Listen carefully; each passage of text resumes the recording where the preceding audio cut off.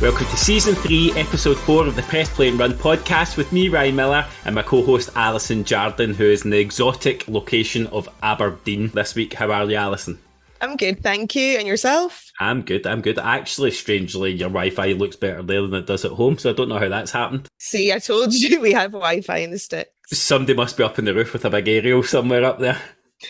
Have you enjoyed your break up there?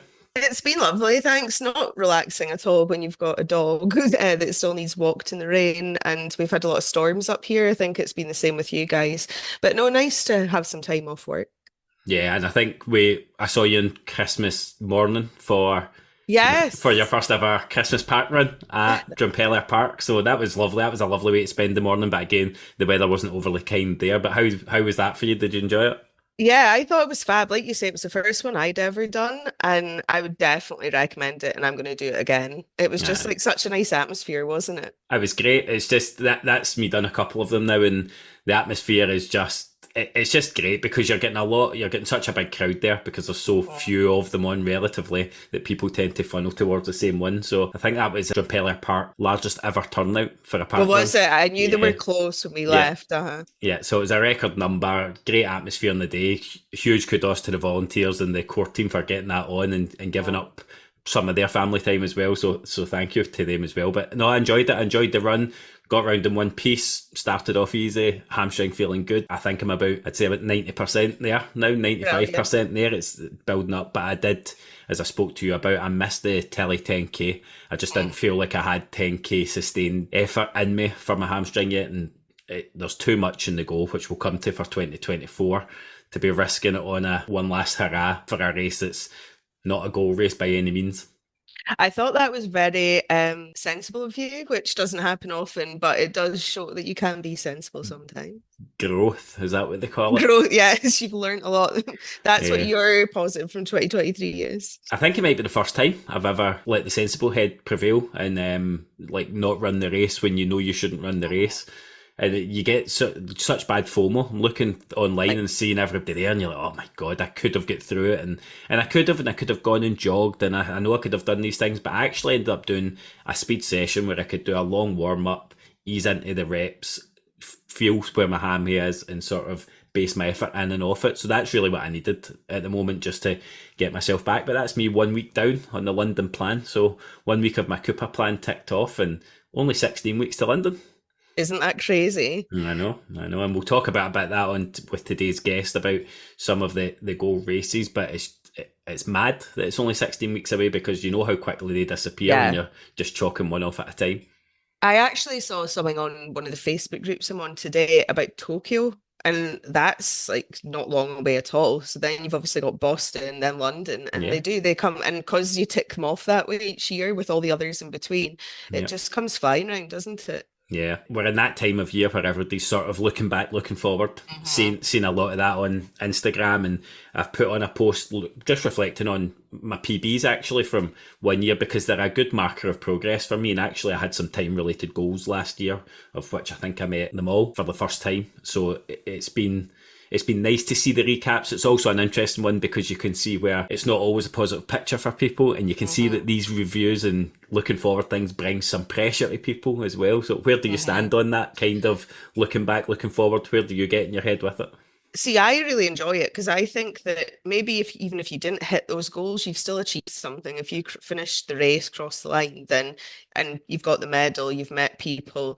I don't think it's all about times. Like mine was more just about memories, and like obviously my big one was the 6 stars, but it was also about the people that we've met this year through things like Press Play and Run and the Long Run Club. So I like it personally, but I know what you mean. Some people do have an issue with it because it may be that they didn't quite get where they want to be, but you know, I'm more of a positive person, so I'll always find the positives. I've had those years myself. I've had those down years, and I've actually, more than once. But behind them, there's always a reason, and there's always learning in it. And that reason can be as simple as you weren't in the right place at the right time in your head or in your body for the goals that you'd set early in the year. Circumstances outside your control. There's a million reasons why you won't achieve especially if you set scary goals and set Hmm. really hard to achieve goals, which I'm a fan of. There's always a risk. There always should be a risk that you won't reach them. Otherwise, you're just setting things for the sake of ticking off a list. It's like writing the to-do list at work that you've already done half the stuff for. It makes no Yeah, sense. I know that people like timed goals, like, and that's totally fine. And I've been that person. But I think for me going forward into next year, tomorrow, I think that I want to maybe do like more fun things, like try and I said to Sandy, maybe do one race a month minimum, like, so that's another type of goal to keep Yeah. pushing myself, but in a different way. And it kind of makes you put, like you say, outside your comfort zone. I might pick ones that I would never have done before and then get to meet new people. And so I think it's important to remember goals don't have to be time, but I still do like that as well. So I am going to put a post up later. I think I'm going to do, it's a rest day today, but I'm going to run 4.8k today because it takes me up to a nice round number for the year to And what's that? 2,750 kilometers for the year.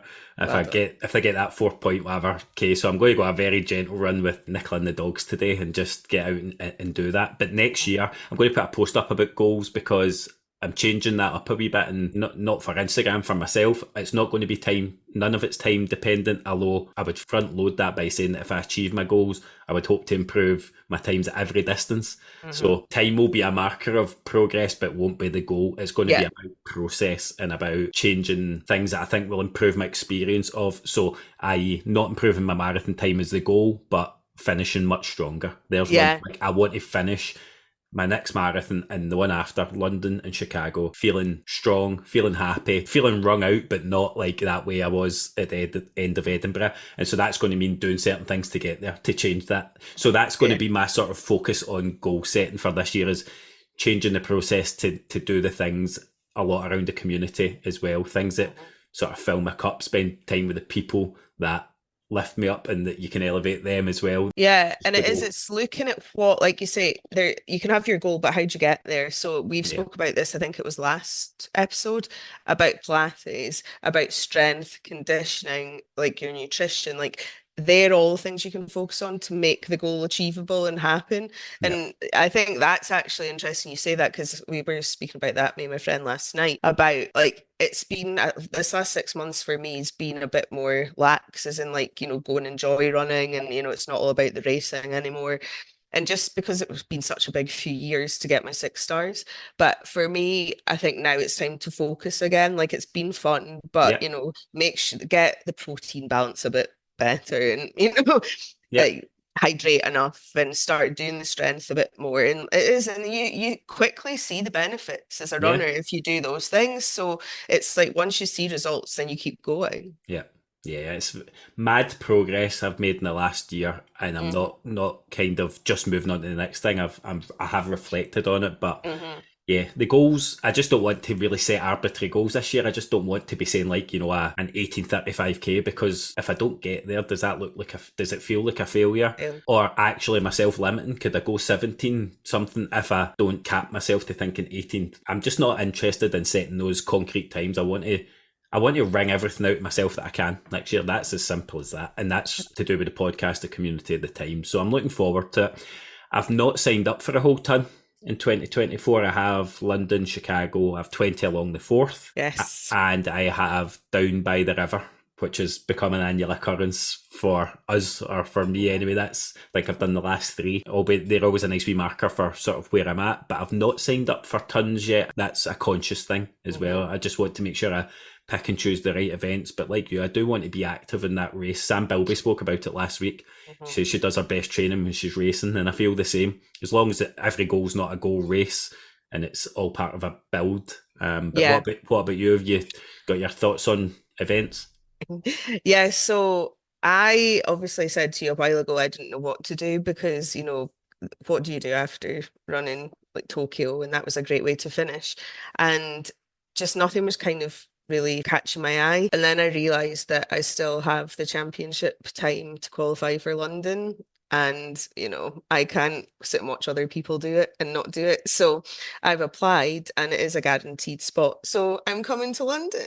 Press play, run on tour. Let's go. Woo! No, I'm delighted. I'm delighted it's out there as well. So many times I've nearly slipped up I and asked you know. about this during the interviews. So no, I know you, and I know a couple of people that have got those championship times, Mhm. and actually one of our future guests, and we won't name and shame yet, but one of our future guests is in the same boat, and hopefully you're both on the line. But that's class. I'm delighted that you're coming as well. That'll help shape my experience of it too. So are you buzzing for it? How are you feeling about it? No, I'm excited because it was actually bothering me that I didn't have something, and it really, honestly, hadn't crossed my mind. And then it was Sandy said to me, "Look, this is too good an opportunity not to take. Like, not many people get the chance to do it. You've done it once. It maybe didn't go to plan the last time, as we spoke about. So why don't you just go back? No pressure this time. Just go and actually enjoy it." And it's like you say, then you've got that goal and you work towards it using other things. So I signed up to the 20 along the fourth after speaking to a few of you guys. That'll be a good training run. Never done it before, always fancied it. Going to start doing more park runs again because that was something we did a lot of in the summer and it kind of like filtered off towards the end of the year. So no, I'm really excited. I love London. That's not a secret. It's one of my favourites. We're so excited you're coming in. It's your first major. I think there's about 8 or 9 of us in the club, isn't Yeah, there? Yeah. there's So like big maybe even games. more now. I think we might be nearer 10. It's Yeah. a good number of the club are running. I'm delighted that you're going to get the chance as well to sort of maybe put that ghost to rest of Hmm. your first time in the championship pen, because I know it probably threw you a wee bit mentally, and you start Yeah. questioning your place in it, and I think you will. You will. I know what you're like. You'll have learned from it, and Yeah. you'll probably go in a lot less pressurised this Hmm. time and in a better place to enjoy it. So buzzing for you, buzzing Yeah. it's out there. I don't think I knew you'd signed up for 20 along the fourth. Have we even spoken about that? I don't I know. think I can't remember if I told you last week. It was so last minute because I'd looked at it and just assumed it was one that sold out because is there one that's similar that does? I don't know if that one's sold out. I know that it's in the Hmm. same weekend as Yeah. the Aloha Half, and Ah, that okay. seems to be like it's a very popular race, but I know a lot of people that go annually to the Aloha Half as well. It's quite a big club race Uh-huh. too. So So, no, I just aye. thought, do you know what? I've always said, oh, I've always fancied running along that. And I thought, well, do you know what? Why not? Like you say, I think on the plan, it's actually the week that has that distance anyway. So Yeah, perfect.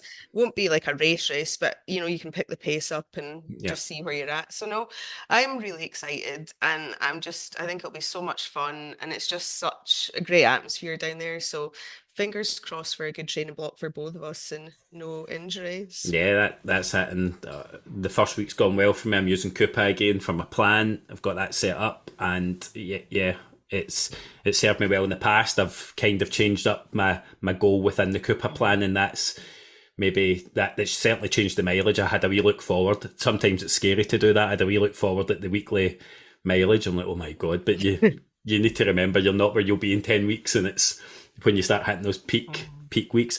So I've not signed up for anything else. I'm going to try my best to sign up for a couple of events in and around sort of pod type meetup things on the way as well, where it's not a goal race, but we can bring people together and it might be a Hmm. goal race for somebody else.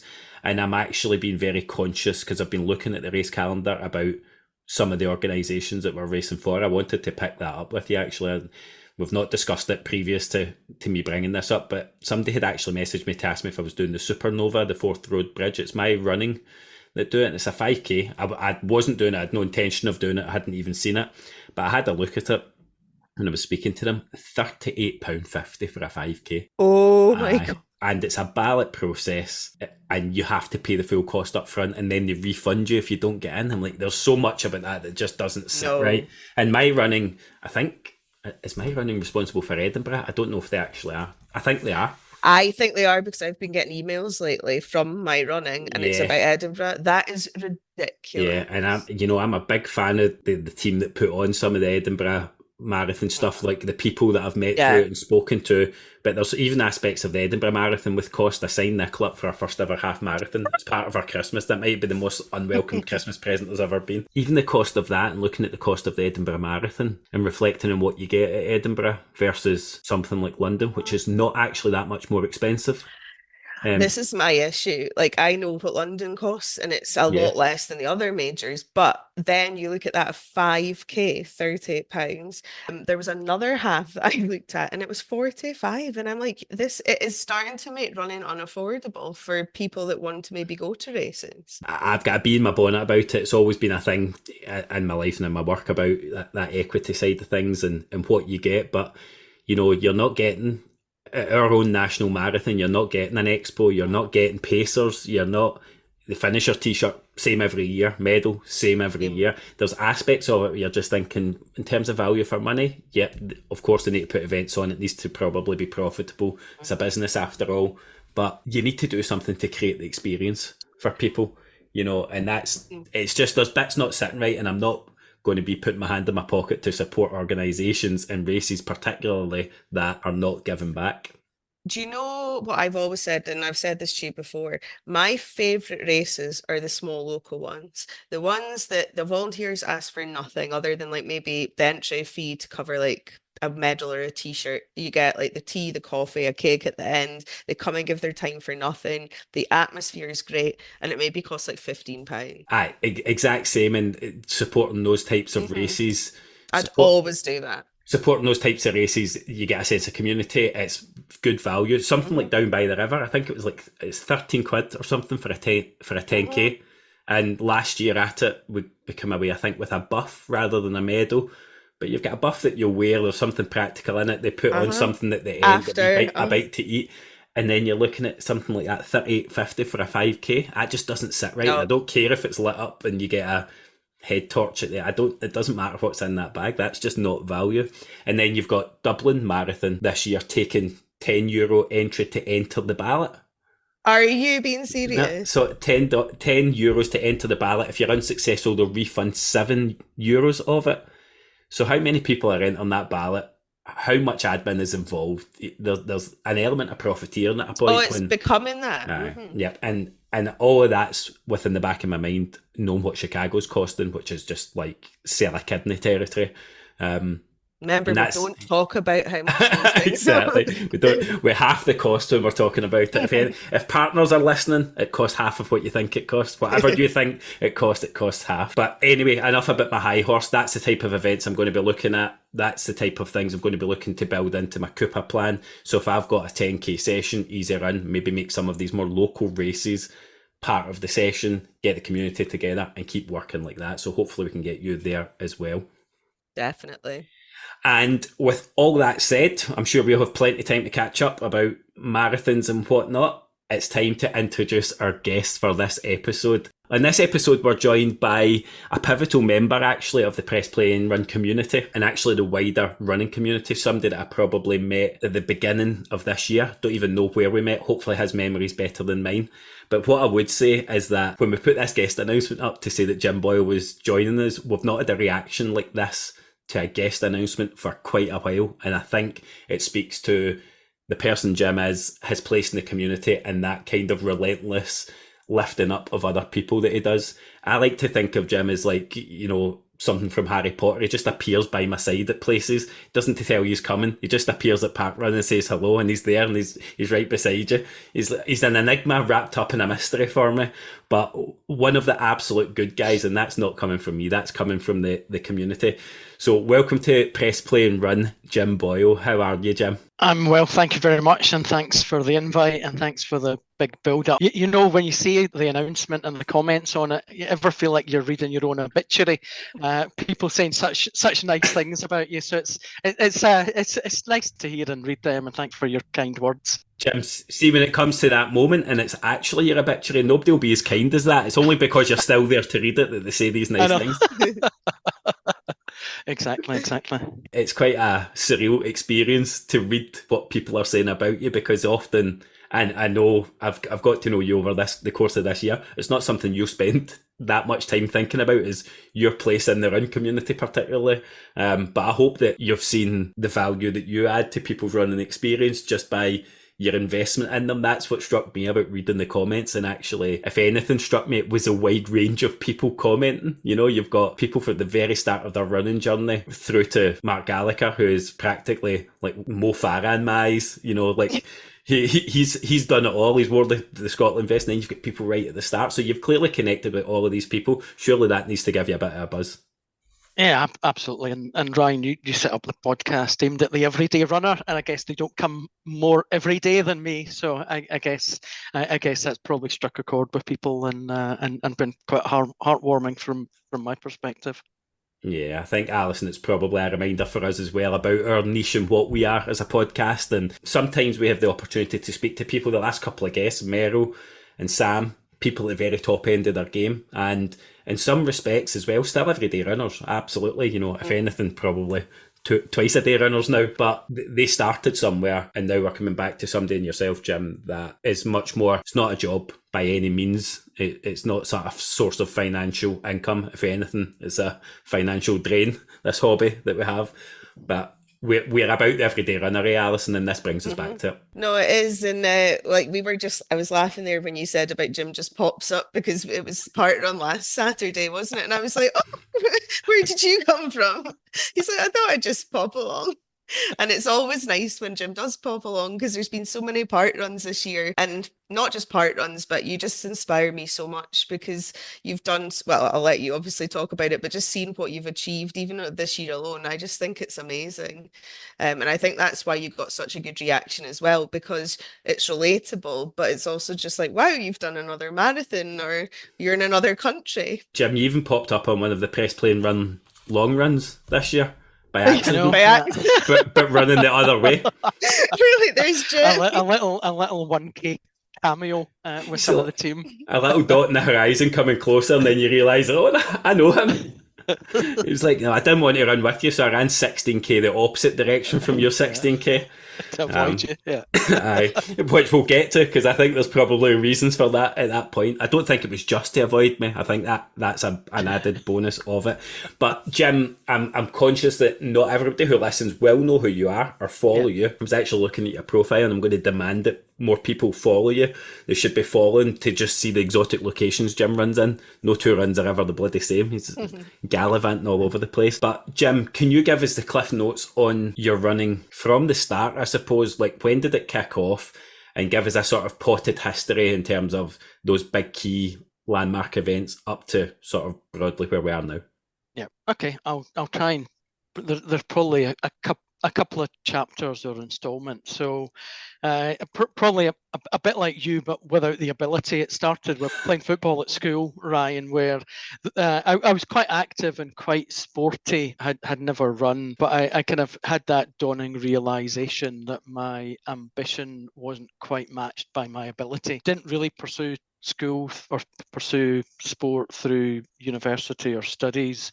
Ended up, the first race I entered was a Glasgow 10K back in September 2003. So one of my best schoolmates' daughter is visually impaired, and when she was born, the family got a lot of support from a small charity called Max in the first year, 18 months of her life, and wanted to do something to give something back to the charity. So 3 of us entered the Glasgow 10K, having never run before. It was a great experience, really enjoyed it, and managed to get round in 47 minutes, which I thought was pretty creditable. Yes. Debut. Pleased with that, and I'm even more pleased that 20 years on I can comfortably beat that time most 10Ks I do, which is something I take pleasure on. But I really caught the bug at that point.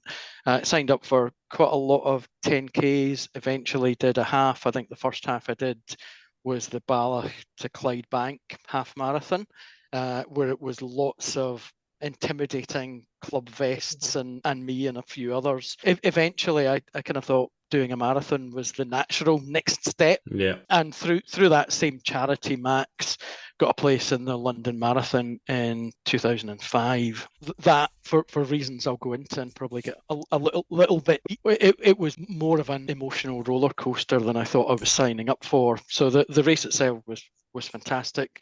Completed it in 3:57.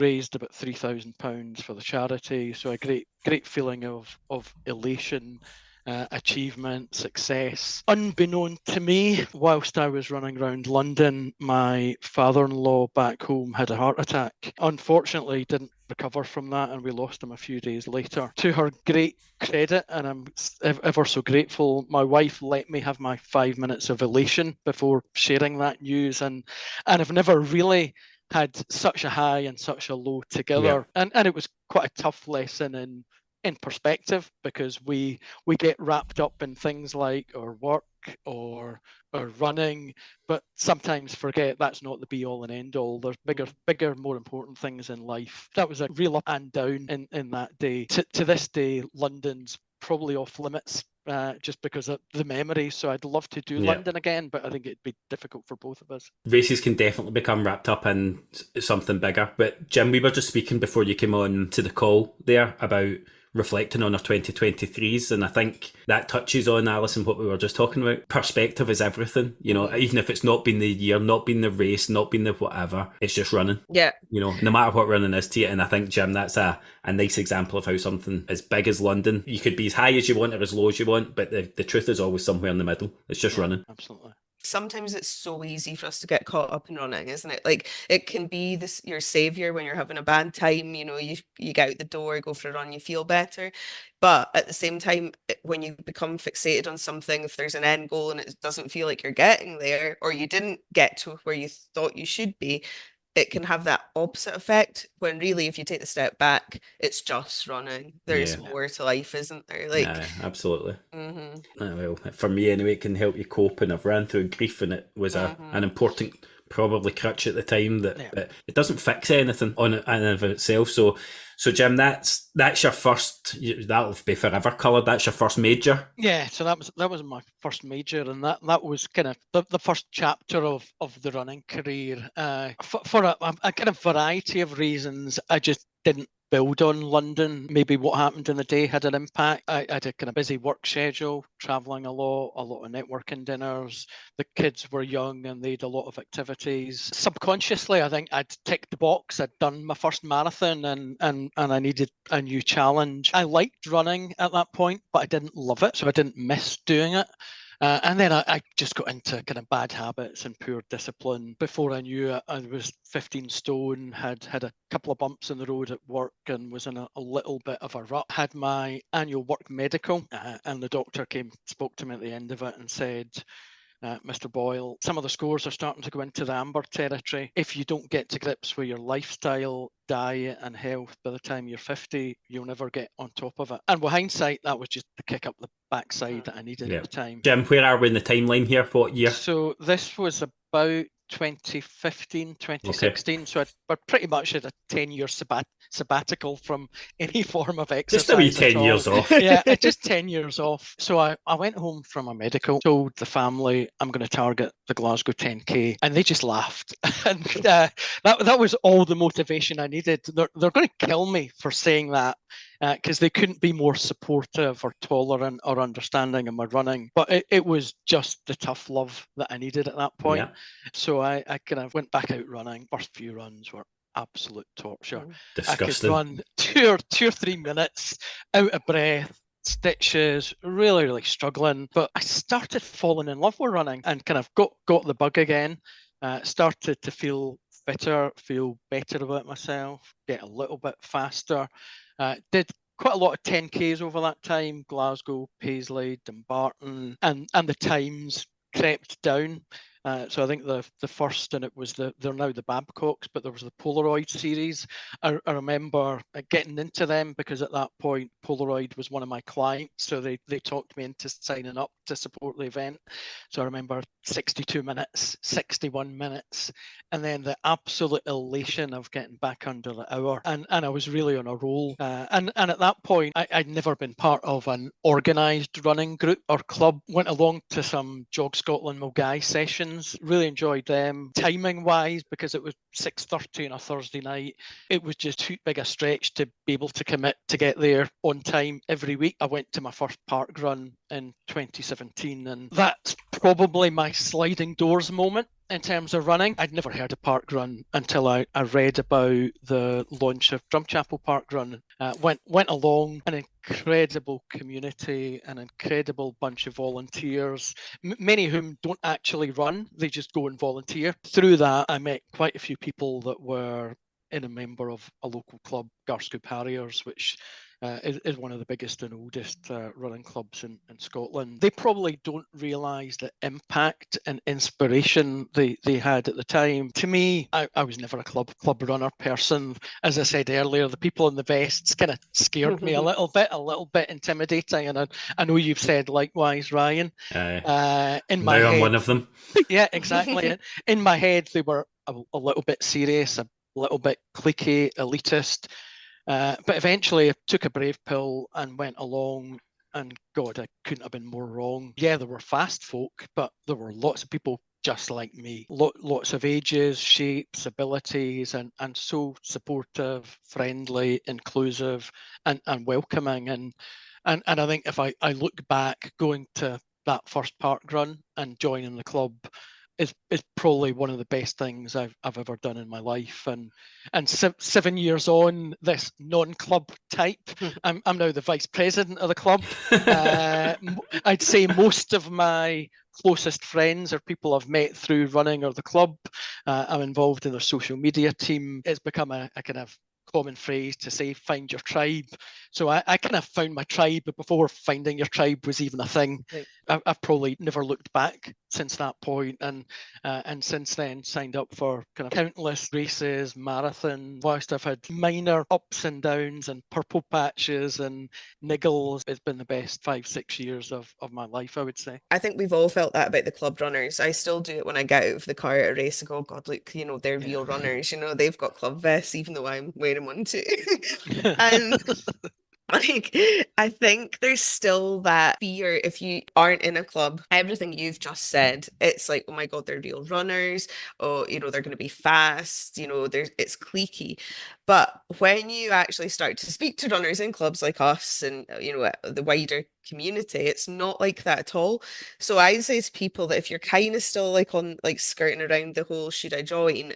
Maybe make that something that you think about going into this year, because like you say, Jim, it's one of the best things you obviously did, and I don't think that you would regret it if you gave it a shot. Yeah, and I'll take the excuse to get a plug in, and hopefully Ryan won't edit it out. But we've got Scottish Harriers. I've got a beginners and improvers group starts in the first full week back in January, and we've had 30 to 50 along each year, and a lot of them have eventually joined the club. There's lots of, whether it's couch to 5K, there's so many groups and opportunities to get into running and in a kind of friendly, supportive environment. It's a shame I'm editing that bit out, but that was lovely words, Jim.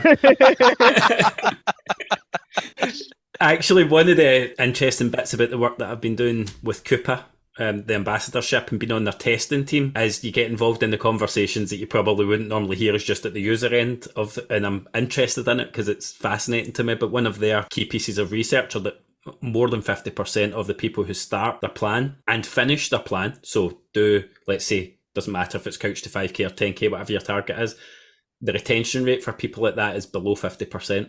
Yeah. So, you're at that time of year, January, new me, get this in the ears of people. Listen to what Jim's saying there. Go along. You're much more liable to stick the course with people around you going through the same thing. It's very easy to focus on that. I am going to, in January, get to run 5K, but you'll then get to 5K. What next it's a bigger picture, and it's running for running's sake and what it can give you as opposed to just that arbitrary target. So Jim, couldn't agree more. I'm more than delighted to put that plug in for your club and for any club actually that's got stuff like that on. Share it with us in the podcast page. Just tag us. I'm happy to share. Alison, you're spot on about the club races though. The vest, I still do it myself. I get out there, and what most of us don't understand, that you are that person to somebody else. You are the intimidating person in the club, and it doesn't matter where you are in the field. For me, I just look at the top 10% of a race field, and I was looking at the Telly 10K results because I didn't go. I could have run sub 40 that day and not been in the top 100. That is a fast race. There's always somebody else to go, oh, I'm not like them. But there's how many people are behind you thinking that about you? The other thing, just because I know we're jumping about a bit, but Jim, obviously you've said park runs are huge. Well, it was the sliding door moment for you, and it is again probably important to focus on that because we love it. We've done the tourism, we've met people, we've done our press plane run takeovers. But that to me is another huge thing. And I guess it's that moment where if you're maybe not ready to join a club, but you want to dip your toe in, you want to just try. I'd say a park run again is an excellent way to become part of that because there again it's no pressure. I'd say it's less than a race because you don't generally have people turning up in a club vest, maybe on the odd occasion, but you can walk, you can run, you can walk, run, you can jog, you can do whatever you want to do. There's every mix, there's like every ability you could imagine. There's people with dogs, buggies. Don't be intimidated. I always say that to people. I love the park runs because they are for everyone. Yeah, and I'm a huge advocate and supporter of Parkrun. I think it's just such a fantastic inclusive initiative. And as you said, Alison, you get yesterday I was at Parkrun and you got a couple of guys at the sharp end in 17 minutes, and you got people that are kind of 50 to 60 minutes, buggies, dogs, and whatnot, and everyone's in it together. And I'm also a big supporter of the mantra. It's a run, not a race. So you don't have winners, you have first finishers. And it's interesting. I think it's Germany and a few foreign countries. They actually list the finishing times in name order, so it's alphabetical order rather than place. Just to re-emphasize that point. Not even that. That's bloody disgusting. It's a run of rate. Ryan will be changing his name to something that starts with A. that brings all sorts of issues when somebody doesn't know the alphabet. No, you're spot on, but let's calm down with the whole alphabetical order thing, Jim. I like to look at the times and go, oh my God, there was somebody there that was sick. Did you see that guy? It was 16 minutes. Did you see that guy? It was like 14 minutes. The world record's falling, it feels like, all the time at the moment. Jim, hit me with some parkrun stats. You must know some. How many have you done? Where have you been? So I've done 228. So all being well, injury apart, I'll hit 250 in 2024, which is good. And I've done 39 different locations. A handful abroad, but most of the Scottish ones. I think in the central belt in Scotland, and particularly in the west, we're absolutely spoilt with parkruns on our doorstep. We're within an hour's drive from my house. I've got maybe 15 to 18 parkruns, and I go through phases of what my favourite is. I think I talked about Drumchapel earlier. Don't give it away to the quickfire, Jim. I'm not going to. Drumchapel, if you've not done it yet, I highly recommend it. It's often regarded as a niche park run, so they often get a field in the 30s. It's quite undulating, but an incredible team that run that event. So I did a lot of my first 50 park runs there, and then I discovered there were faster, flatter ones. So the likes of Greenock or Strathclyde for a fast blast. But I love the trail types as well. Ayr, Linwood, Polkemmet. We've just got so many in our doorstep. And they are all geographically very close to each other. If you're somewhere more rural, you might have one park run within an hour, and that is your park run, and we're very blessed. I've not done Drumchapel yet, but it's on my to-do list on a week that they have 30. And see, for that week, Jim, we don't have first finishers. We might have a winner. It depends who wins. I still never managed it. And everything. I still never managed. Exactly. You've seen me up there with my medal, and absolutely. What you want to do then is go to Girvan Prom Park Run and make sure Kerry's not running. Because Kerry is if he runs, he's fast finisher or first finisher all the time.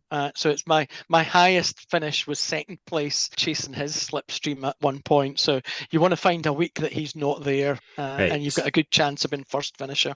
So if you could get in touch, please, and let us know when you're racing something else on a Saturday.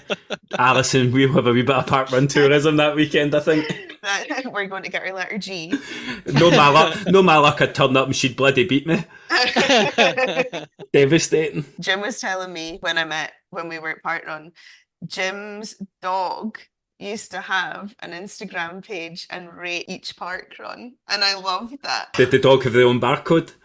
No, because that's apparently not supposed to be done. But I know a few people, I was going to say I know a few dogs. I know a few dogs that signed up. I know a few dogs I know a few dogs whose humans have got separate barcodes, partly because they don't want their own stats flawed or skewed by the slower times with the dog. So I've got now 6-year-old Australian Labradoodle called Crumble, and Crumble still has her own Insta, which is Let's Get Ready for Crumble. Oh, yes.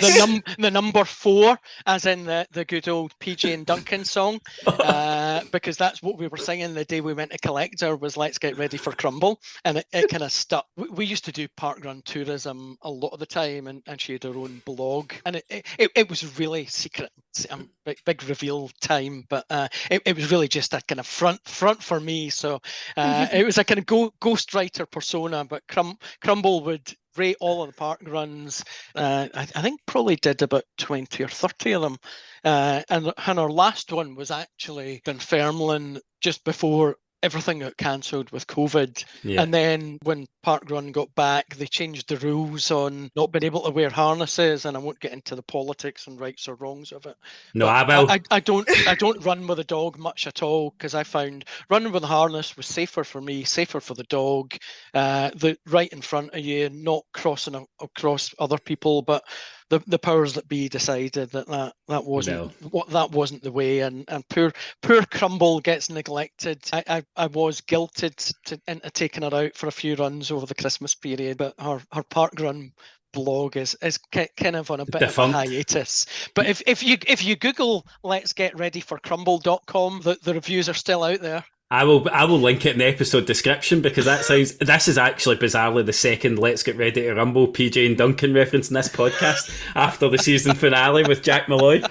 I remember that. Oh my days, this song. But I'm in the same boat. I was in the same boat. I used to run with Kylo at Parkrun, and I can't do it on the lead safely. But he's not used to running out there to my side, doesn't really know what he's meant to be doing. It was much safer for me on the harness. I do have my own feelings about it, and I'm not as PC as you, so I would say thanks Parkrun for ruining my dog's life. And especially, I mean, Drumchapel was great because, well, in theory it was great because the dog would pull you up the hills and you'd lead down the hills, but Crumble used to do it the wrong way round, so I'd have to drag her up the hills, and she'd pull me down the hill and almost break my neck. And then you've always got the risk that the stopping for the poo halfway through for your time. Exactly. And sometimes that's the dog as well. So it swings and roundabouts. You beat me to it. I was just getting that out there before somebody accused me of shitting at the side of the road in Parkrun. I can hold it for 5k, Jim. I'm not that age yet. We knew, Alison, I think that Parkrun's a very central part of Jim's running experience in life, and probably, Jim, what you've said there is even more so. I never really know who you're going to be. You're not one for letting people know in advance, but please, you need to let us know for 250 where it's going to be so that we can get the community there. We're having a party. No, definitely there will be a party, and I will trail where I'm going for 250, and it will be summer, so the risk of ice cancellations or whatever like last weekend is less so. But quite often, right, and it's not that I don't want to say where I'm going to be or the Scarlet Pimpernel. It's my own indecision. I'm sitting there on a Friday night going, where am I going to be? I've got so many to choose from, and even at 8 o'clock on a Saturday morning, it's sometimes a bit of a right. Let's toss a coin. Where will we go? See, I just have a look down that list now on the press play and run space to see where everybody's going, and I go wherever Jace is not going to be. I've always found that works best for me to enjoy my day. I was just going to ask a question because a lot of people ask this all the time. So you mentioned about just, how you just turn up in places, but what everyone wants to know is, how do you just turn up in all these countries and go for runs? I mean, one day you're in Helsinki, then you're in New York, and everyone's always like, what does Jim do? Do you know, of my running friends and Strava buddies, that's probably the most asked question. It's, what do you do? And some days I'm an undercover spy. Mm-hmm. Some days I'm an international drug smuggler. The reality isn't quite as exciting, or as illegal. So I'm a partner in an accounting firm and one of the best bits of my job is travel. So I've got clients, colleagues, companies that I've got, parent companies, subsidiaries, or finance teams overseas that I get the opportunity to travel and visit them. I've also got a UK-wide role in my firm where I've got a team that's spread across 14 offices, so I tend to spend a fair bit of time in different places. And 2023 has probably been a record year on the travel front, because I think between marathons, Helsinki, which, as you know, Alison, was a football trip because we have a shared love of Aberdeen. Oh my God! Let's not talk about that right now.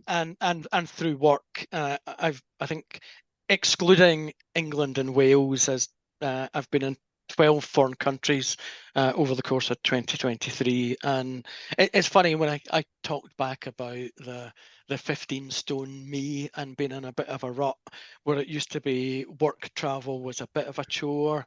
I'd often not get up to much when I was there other than just eat or drink. I'd often do room service for one. Now the first thing that goes in my case is the trainers and the running gear. It's a brilliant way to explore and see somewhere new. As you said, I've been lucky to visit some amazing places. No 2 weeks are the same in my job, and no two runs are the same. Jim, is that habit or discipline now that makes you pack your stuff for the runs? Because I do see it when you're away, and I'm thinking that's obviously, you need to prioritise it, but do you do that because you want to stay in the habit, or have you just hit that completely different bit with your running where it is at the front of your mind because of what you get back from it? It's probably a bit of both. It's more the enjoyment, and it's what I want to do. So yeah. I'll often the week before, and hopefully none of my bosses are listening. The week before work travel, some people are researching the client they're going to visit or the job that they're doing.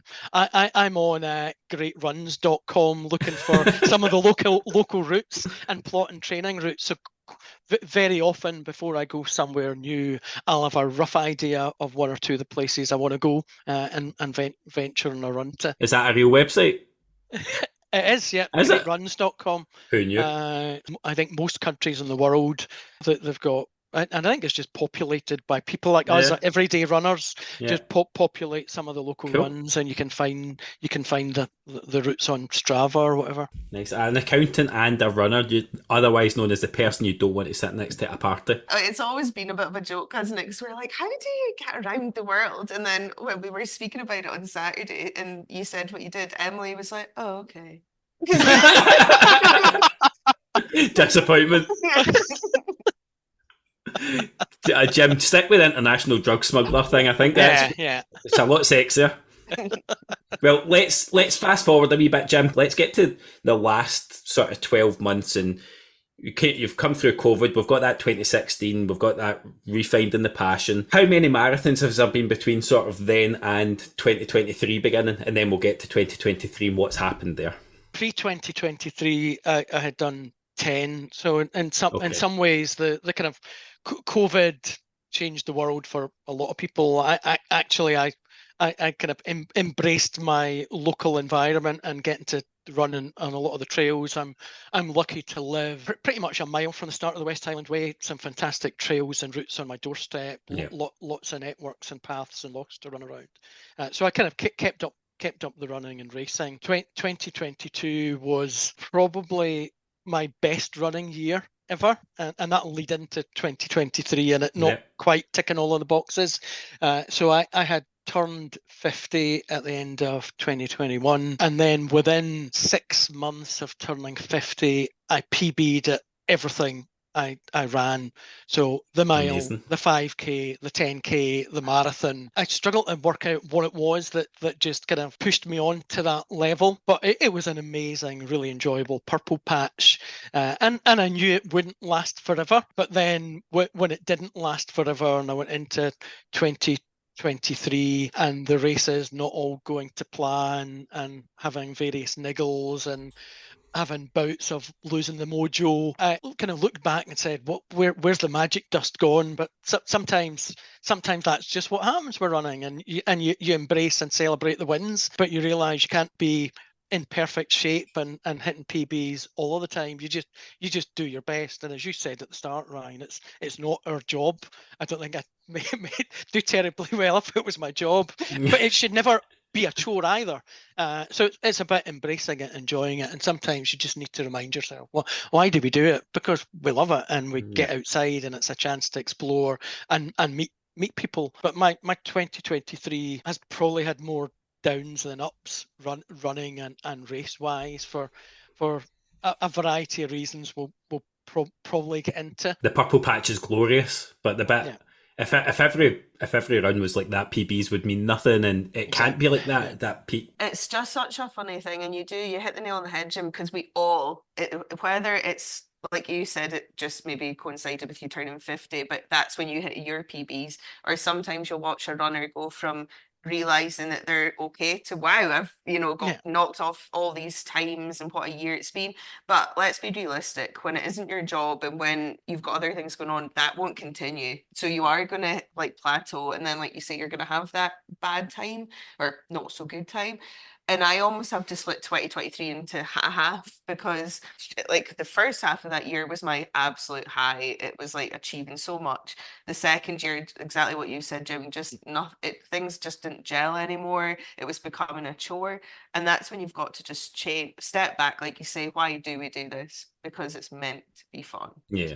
Jim, just before we get to 2023 and the specifics, you've done a lot of international racing and marathons, and can you talk me through where you've been for those big set piece ones? Because I think for listeners that are at this time of year often thinking about, where am I going to go if that's a big goal race, Scotland is actually not stacked with big set piece races at that distance. So I see it a lot on Instagram, can to help me think about a marathon or a half somewhere in Europe. So talk me through where you've been for those big landmark sort of races. Okay, so, and at the risk of sounding a bit arsey, I'm not a big fan of half marathons, so I've not gone abroad to do a half marathon, because why would you? I tend to be, you either do a marathon or not. You don't do a half. I know that's probably offending lots of people. Wait there, Jim. I can hear them booing in their car. They're booing in the car. You'll be used to that for Aberdeen games. You're fine. Crack on. So I've done 5 overseas marathons, and the criteria tended to be ones that are relatively easy to get to from Scotland, ones that are nice, mainly capital cities, and if fast and flats in the brief, then you've got me. So I've done Prague, Amsterdam, Berlin, Frankfurt and Copenhagen, and then kind of Chester, Manchester, Brighton, we said earlier, London, in the UK, two majors where I've travelled to. So two majors. I don't think I'm ever going to get a good for age place. I've not actually gone into the ballots for any of the other majors yet. I'm keen to do some of the US ones and emulate Alison's achievement one day, but it seems like a long way off. But something that I'd like to do eventually. Jim, what is good for age at your age group just now? So actually, this is something I'm not overly familiar with, so it's not a loaded question. But does your age category, is it a 50 to 50 something? Is that so it depends on the race, but I think it's kind of round about the 3:15ish mark for a lot of events. So I'm still super quick. My PB's 3:42, so I'm on a good day I might be able to be 3:35 to 3:45, but it's absolutely no way I'm getting close to the good for age. And what about the ones that you've run in terms of the whole race experience, the place, the organisation, anything that jumped to mind? I mean, Berlin is stunning. I think just if you're I was going to say our age, but I will say my age, then you will have quite vivid memories of the Berlin Wall coming down and East and West Germany merging and the whole emotion of running through the Brandenburg Gate. At the end of that marathon was really spectacular. Yeah, that's one on my bucket list for later. I've just googled while you were speaking there the Chicago good for age times.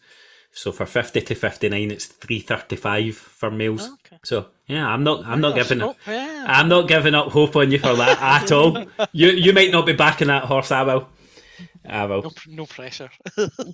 I know, obviously, I've followed you for so long. I know you've done a lot this year. I know there's been a lot of travel. I know, like you say, it's not been all positives for you. But do you kind of want to take us to the start of the year and maybe, I don't know if you know why it didn't quite go the way you wanted it to? I probably set it up in 2023 with the aim of I've had a great 2022. How do I build on that? How do I get my marathon times down? And marathon training was kind of the big focus and be all and end all. And as Ryan knows, because I said some people hate marathon training and it's a chore and they really dread the long runs. I'm the other end of the scale. I actually love marathon training.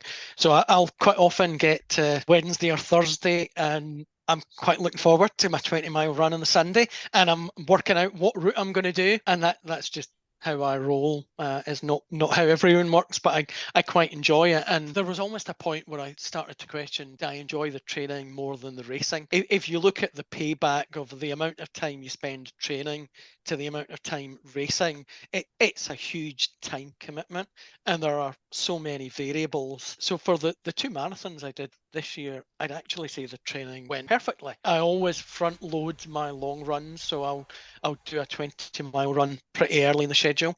I will probably do significantly more 20-plus mile runs than most plans will say. I'll usually do between kind of six and 8 20-milers. I'll have done a couple of 23, 24 miles. So got the miles in the leg, got the head in the game. And I think both of them this year, for one reason or other, were going perfectly until halfway, and then just uncontrollables kicked in. Copenhagen in May, it ended up being about 8 to 10 degrees warmer than the average temperature for that time of year for the last hour and a half, 2 hours. So I was kind of ticking along 5-minute kilometers, really comfortable until I was running directly into the sun and melting. Really, really struggled. Still 3:53, so kind of pretty reasonable time and happy with it, but not what I was going for. And then Frankfurt later in the year, again, training was perfect. I never trust the Garmin race predictor stats. Garmin race predictor said I could do 3:39, and I think on a good day I was probably capable of about 3:40, which would have been just a PB.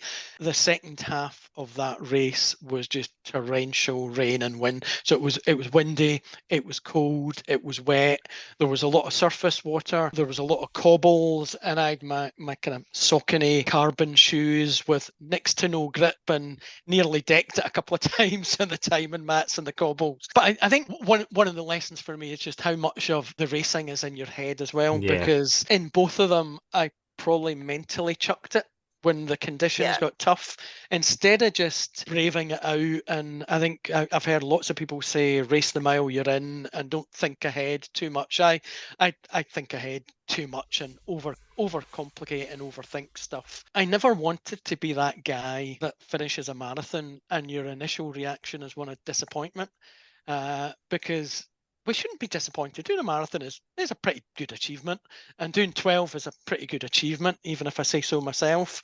And I started to become that guy I hated, that I'm beating myself up because it didn't quite go to plan.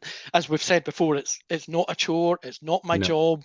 We do it because we enjoy it, but when you've worked towards a goal, you're always disappointed when you don't get it, and you've invested so much into it. I think I dropped you a message shortly after that because you could sense that from you, and I'm of the school of thought where I think you're allowed to be disappointed in a race if you've got a goal, and it doesn't matter if it's time or how you felt during it or the experience or whatever it is. You set your target high, you train your bum off, and then you fall short of what your expectations were. If your expectations were realistic and your training matched your expectations, I think you've earned the right to be disappointed. I think dwelling on it's a whole different thing. I'm asking this as a question and not a loaded question. Is there scope to think that you've maybe overtrained going into these? Because, I mean, you've clocked over 3,000 kilometres for the year. You're telling us there about the 20-milers. There are schools of thought about marathon training. I'm asking it as a question. Yeah, I have. I've had a few people point that out. And I guess if I run most days, and sometimes I just do it because it's what I do and I enjoy doing it. The idea of having more rest days, I find a bit odd, but I probably need to embrace it a little bit more. I'm not sure if I would say I've overtrained, but I've probably not invested in strength and conditioning, and maybe not always listened to my body. When it's had niggles. And I know some of my friends and coaches in the running club will probably be falling off their seats hearing me say that maybe less is more. And that needs to be a 2024 goal. You were saying how you enjoy the training, which I do understand, because some people just love running, like whether it's every day, long distance, speed set, like we've all got our thing we like. But do you find that maybe that's why you, as Ryan said, did a lot of long runs, because like you said, that's what you enjoy, and maybe it does possibly impact on the result on the day, and it's quite a hard thing to stop doing because that's where you get most of your enjoyment from running, if that makes sense? Yeah, I think so. And to date, I've never really followed a training plan. And again, that's maybe something I want to think about next year. So I'll tend to go into each week knowing roughly how many days I plan to run, what the total mileage I'm going to do that week is, and how long my longest run is going to be. But that's as structured as it gets. And sometimes just with my work schedule and travel, that's as structured as it can get. Sometimes, because I see so many people on Strava that are really, really religiously following specific plans. You've talked about Coupa, there's the Pylon crew. I often wonder, and I'm sure you're giving me the sales spiel, Ryan, I often wonder how flexible they can be if you end up a week's training goes out the window because your work schedule doesn't allow you to do what the plan says.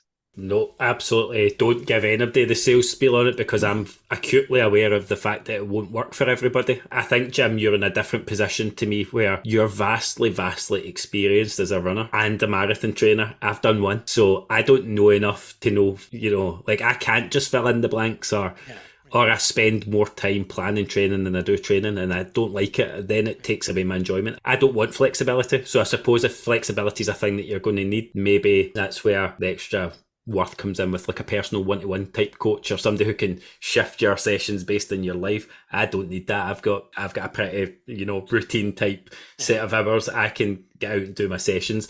There's a flexibility to move those sessions within the week. So you're traveling for 2 days, right? That speed session's not going to be ideal there because you've only got X amount of time, or your route's not going to be lend itself to that. But I've not been in that position of, well, what if I miss a week? There's a chat to coach function within the app. So there's 2 real life coaches. You've got Jordan Foster and you've got James, who I think was a Commonwealth or Olympic athlete as well.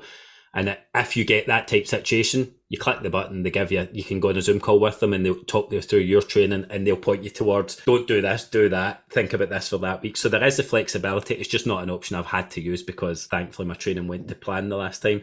So you're absolutely right. No sales spiel. It's a question, and I suppose Alison's hitting the nail on the head. You're doing something you love. You're getting so much enjoyment from it. I understand why you would do it. But I would be asking the question, if I was you as well, would fewer long runs, more speed work make a difference? If time is the goal, but if time's not the goal and you're getting the love for running, everybody's going to be different. It's just, I find it an interesting question because people talk a lot about the importance of rest, and that's not high on your hit list. You hadn't finished this year on the marathon, because I know you've done a lot of park runs since, but I know when we last spoke, you were a bit undecided about what the goals of 2024 would be. Would it be a bit of a change from marathons and do something completely out with your comfort zone? So for those that don't know, please tell us. I finally decided to dip my toe into the world of ultra running, and I've signed up for the John Muir Way Ultra in 10 weeks' time. Yeah, it's not long. It's not long. No, don't spook me, Alison. But no, so I think doing an ultra is something that's probably been at the back of my mind for a few years. So there's a number of fantastic ultra runners in my club, including the likes of Debbie Martin-Kinsani, who's a legend and spine race winner. There's guys like one of the coaches and good friends, Paul Collins at the club, who'd always kind of jokingly said, you should do marathons because there's no one cares about your time because they're all different terrain, different distance, different undulations. No one cares about the time, just the fact that you've done it. And you can walk up the hills and you can stop and have wee picnics every so often. And maybe that kind of planted the seed a couple of years ago. And then I think some of the marathons the last few years haven't quite gone to plan, as we talked about. So it was a bit like Goldilocks in the 3 marathons. So I'd one that was too hot, one that was too wet, one that I was too ill, and I need something that's just right.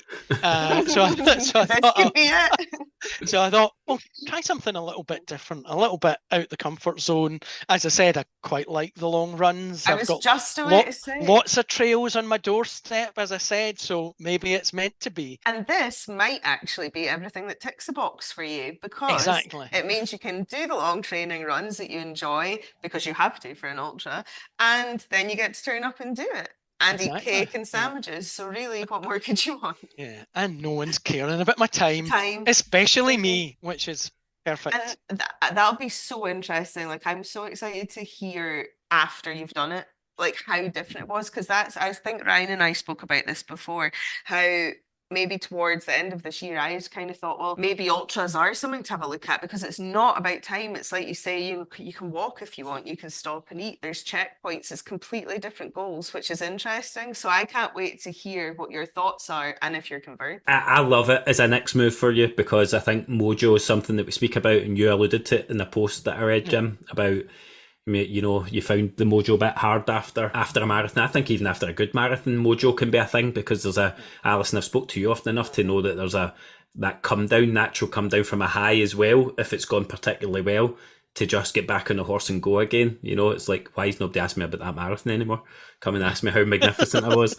But Jim, I love the fact that a way of finding your mojo sometimes is just doing something different, breaking the routine, and not bashing your head against the brick wall of another marathon until you've got that bit in your head. What about other goals? So you've got that. Have you got other things that you've signed up for that you want to talk about? Or I'm interested in that bit you spoke about your head, and do you have plans around how do you take that next bit on? Because it's all fine and well saying I need to get stronger at it, but what do you do to get there? So again, I go into a new year with the least number of sign-ups that I think I've ever had. So I'd say my 2024 goals are get the ultra done, get my 250th park run, and then I quite fancy doing an autumn marathon and maybe having one last go at that PB, because I talked about age earlier, so I'm 52 now. There is an age when PBs disappear over the horizon. I don't know what that age will be. It'll be different for different people, but I suspect I'm not that far from that point, and I think we'll have to accept that and be the best we can be. But I think I'd like to have, after a bit of time away from marathons, maybe do an autumn one, and maybe do one I've done before. So something like Chester again, which I really enjoyed. I'm happy to hear you saying that you've not like loaded your calendar up with like preset things, and there's hardly a talk of goals there. I know you're talking about 1 PB, but it's a whole different approach to goals. And Alison, we were speaking about goals a wee bit, but we didn't. I said to you I didn't want to get into it at the start of the episode because I wanted Jim to be here when we were chatting about it and keep it quite organic. What about you thinking goals wise 2024? Have you nailed them down? Do you do that? How do you find that as a process? I think for me this year is going to be really different, because as we all know, the goal for 2023 was to complete Tokyo and complete the 6 stars. The fact that I managed to finish it with a PB was like, it wasn't a set goal, but I was obviously delighted. And then there just wasn't much else, and all fizzled out. For me, the goals, like we said at the start this year, it's going to be about like challenging myself in different ways. So maybe pick races that I've not done, target one a month, but not overload either. Go to London and enjoy it, which sounds like a strange goal to a lot of people. But if you know me and you've spoken to me about marathons for a long time, I ran with my head down and followed a line to get the exact time and distance and which is great. And I understand why people do that. I really want to see Big Ben and, the London Eye and take in the atmosphere again and almost revert back to what I used to do, where time wasn't the big issue. It was going and having a good time. And that's not to say I won't have goals. I mean, there will be. I always want to be fast. And, park runs actually, I'm not going to put a time on it because I haven't decided what that'll be, but just improve it. Like you said, turn up and push myself each week. Park runs have been fun and they still will be, but I want to get fast again. So just little baby steps this year, nothing huge. It's that purple patch thing, Jim, that's hanging about my head from you talking about that, Jim. Alison, you can't go a whole year of PBing at parkrun at the speeds that you've ran at and do run at. You're talking about marginal gains. A second, 2 seconds, 3 seconds is a lot to knock off a PB when you're at that end of your limit. But there will be times that it coincides with the London plan. You've got the purple patch to capitalise there. I think if there's time related to any of my goals this year, it's that I would like to PB at all my distances, but not striving to do it in every race all year. I know when it's going to happen off of last year. I know when that peak point is in marathon training where I felt on fire with my running. Because you'll usually have 2 peaks. Yeah. And you know them when you've done enough marathons, that you'll know that it's that point and that point in a plan. A 5 and a 10k PB is possible. Yeah. Right, that time I'm absolutely shattered. I've done 3 long runs and 3 weekends. And it is, and you learn that about your body, and you know when you're tired. And sometimes you go and you don't necessarily not try, but you surprise yourself because it wasn't the day, and they're the best days. But absolutely hit the nail on the head. And I notice that this is when a lot of runners who've had their runners high, those PBs in a row, you'll see them have that slight dip in motivation and confidence and a bit of because they're like, wait, hold on, but I've come to parkrun for the last 4 weekends and PB'd. What happened today? Well, because like you say, you can't do it every weekend. I'd love to, we all would, but you just can't. We've all got a limit. And what you said, Alison, about enjoying London and the experience really resonates as well, because if I think about half of my marathons, I can barely remember a thing about the last third of them, because it was head down, focus on either time or just focus on getting to the end. And other than having the crowd noise, not really appreciating what you're in. So I know the kind of mantra, I'm here for a good time, not for a good time. I'm a big supporter of, and hopefully you can get both in London. I hope so. But yeah, you're absolutely right. And it's funny because it's also really sad now, but I always remember people saying to me in Chicago, oh, wasn't that so cool when we ran past the stadium that the Red Bulls play at, and the team were standing outside clapping? And I was like, were they? Now, who misses like 6 foot something basketball players? But I managed to run past a full basketball team because my head was down, and I thought, you've missed that. Like that, you don't go to these big places to just look at roads. Like, you're meant to be there to enjoy it. So yeah, you are there for ideally both, but it's important to remember that. Jim, that's one of my 2024 goals, and I did say that to Alison at the start of this before you came on, is I'm not tying times to the marathon, but my aim is to finish it looking up and feeling strong enough to remember it. And like that last bit of Edinburgh, I've documented it well enough now to say I don't remember a bloody thing about the last, and it still never came back. So that's gone. That moment of crossing the line is not what it should have been. You don't want to remember. I saw it. I know. But you were shouting at me. But it's to put my goals are all focused around putting my head and my body in the right place to be strong enough to enjoy these experiences and maximise myself. Time will take care of itself, or it won't. I think it's funny though that all of our goals are veering away from what they might have been previously, which was, I was saying sub 19 5k last year. This year, a complete different mindset. I want to ring out the last 6 months of the ambassadorship with Lululemon. There's only 6 months to go in that, and that would be the end of a year.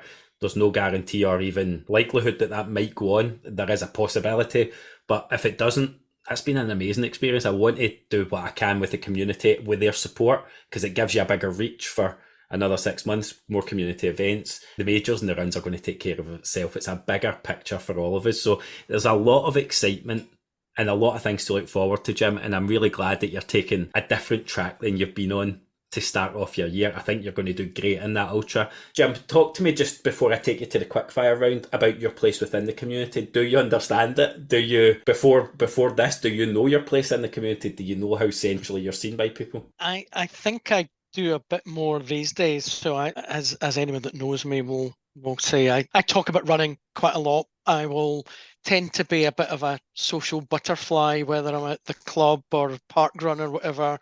Like to engage with people, make them feel welcome, supported and included, and look out for people that look out their comfort zone. That's not me trying to be someone in the community. It's just kind of me doing what I do, and just I do that in a work setting as well. Lovely to hear some of the positive comments about the place I have in the community, and that respect. It's quite heartwarming.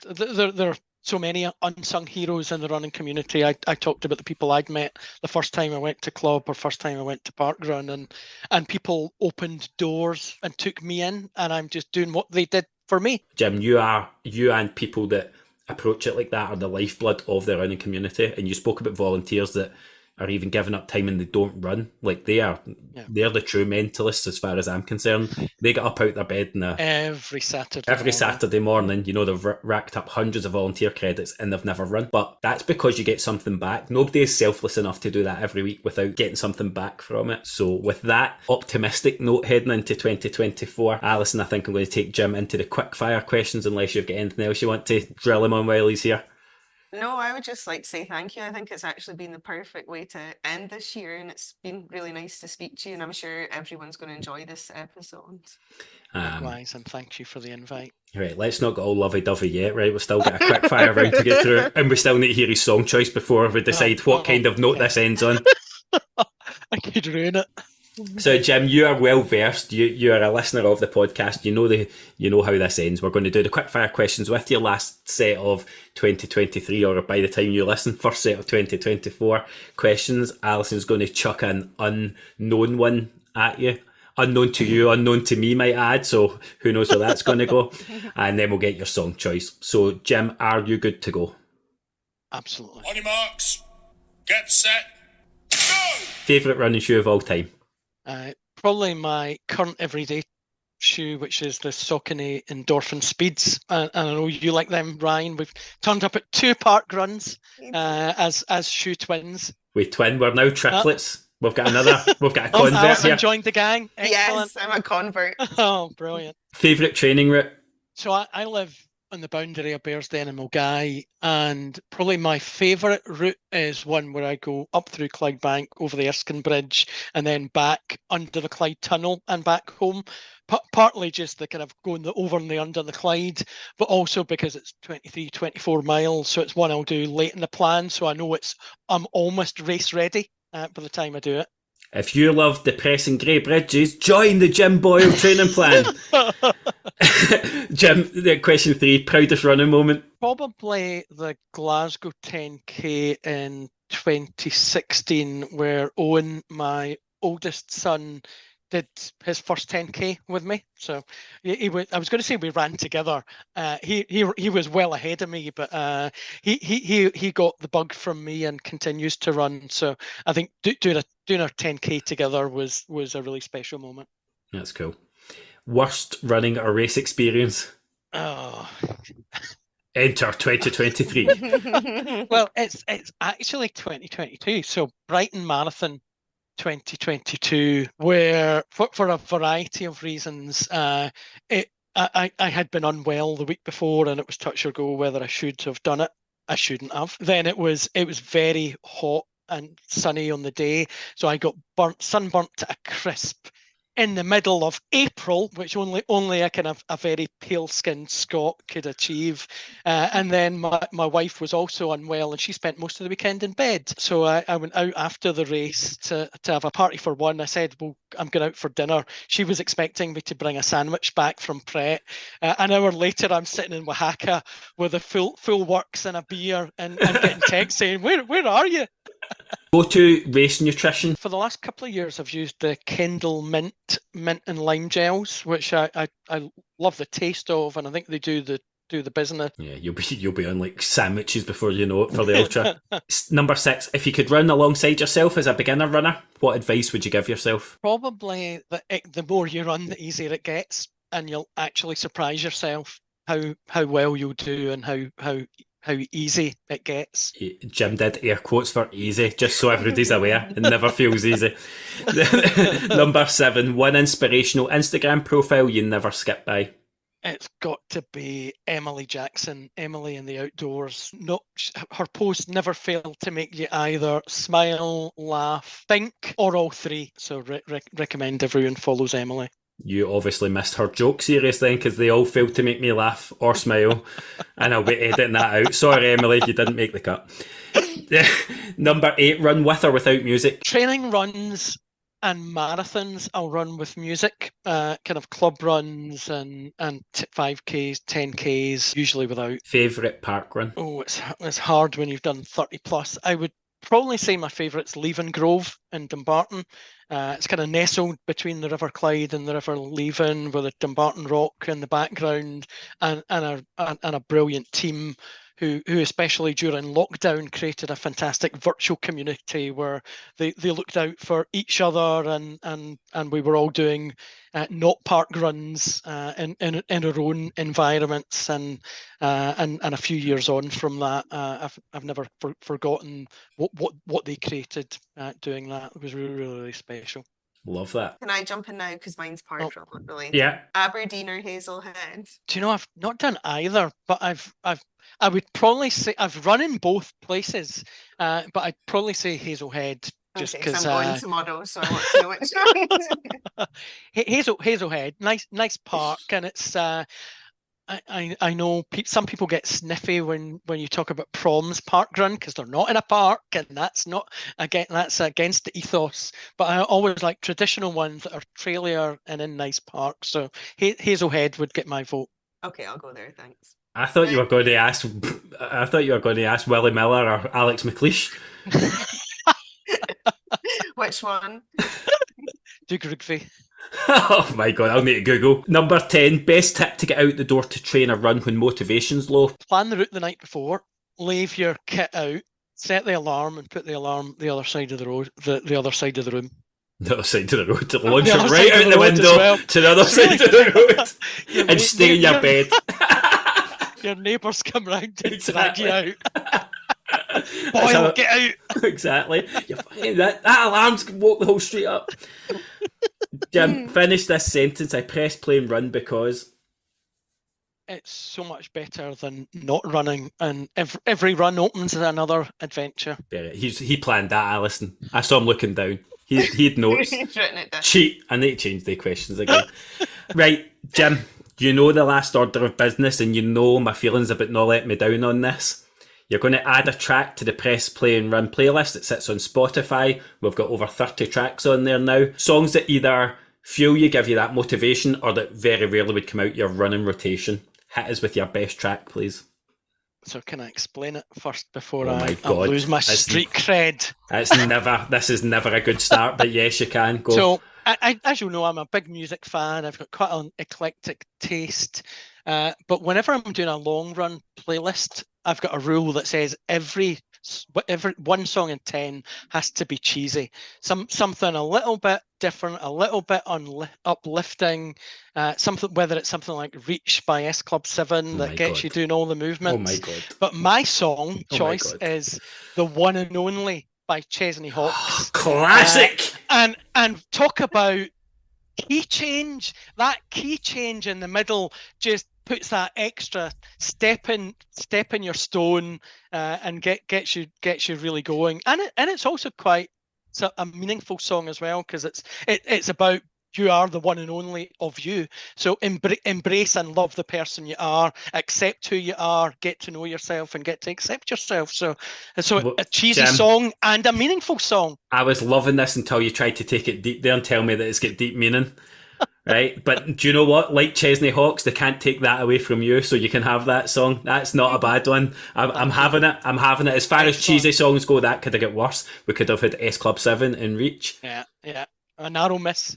Exactly. If anybody ever picks that, if you ever want to just completely and utterly nuke the podcast, actually, that's our safe word, S Club 7. We just go. That's us. We're done. Pull the plug. Final episode. Jim, Alison's already alluded to saying thank you, and I want to thank you for your time for the podcast. Obviously, you're a name that Alison and I had been talking about having on for weeks now. But I want to thank you actually for more than that, for the presence that you've been over the year, your place in this podcast running community. You are like a glue guy within the community. You bring people together, you hold them there. That goes such a long way. This is so much more than Alison and I.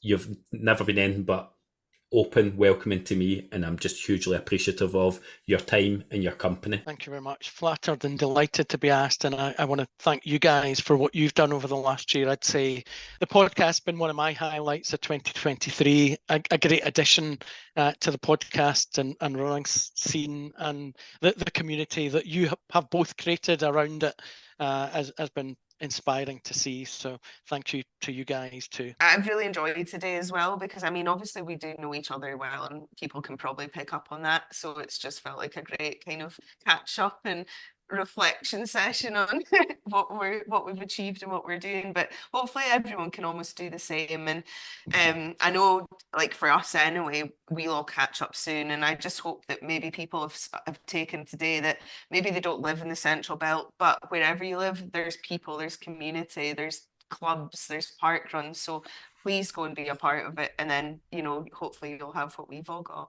Yeah, and go get that ultra, Jim. Go and go and get the experience from it that you want. You've got Nikki there as well. Nikki will absolutely document it. She is off her head. So we've got to deal with Nikki. I won't reveal what the conditions are, but Nikki's already told me what the deal is of she gets to be a podcast guest when. So she's already set our benchmark for when I'm having her on the podcast, which is just amazing. I had no part in this, I might add. But so if nothing else, you're going to have good company along the way. But Jim, have a great run. Thanks again for your time. Alison, thank you for jumping on here from Aberdeen. I hope your New Year's Day park run goes well. Jim, where are you going for New Year's Day? I'm going to Greenock. So I'm going to do Greenock Park Run, then the Lyle Mile, 1 mile uphill race. Yeah. The best way to start the year. I'm allergic to hills, so unfortunately I'm going to do Toll Cross because that's nice and flat.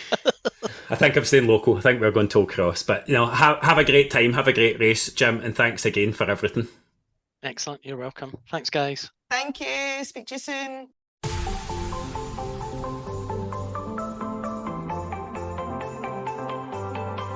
Thank you to you, the listeners, for joining us for another episode of the Press Play and Run podcast. You can really help to support the podcast by subscribing or following on your podcast platform of choice and by leaving a review.